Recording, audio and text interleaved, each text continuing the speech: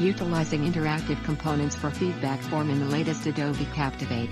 Let's dive into using interactive components within Adobe Captivate to collect learner feedback about the course through the feedback form. To create the feedback form, start by inserting a blank slide and titling it Feedback. Then, add a heading and a necessary paragraph text as per your requirements. To include interactive components, simply click the Add Interactive Components icon located on the left sidebar. Adobe Captivate offers a variety of interactive components.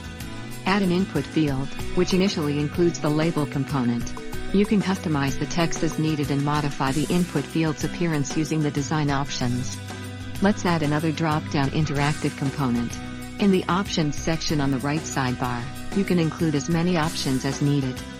All of these interactive components can also report to the Learning Management System, LMS.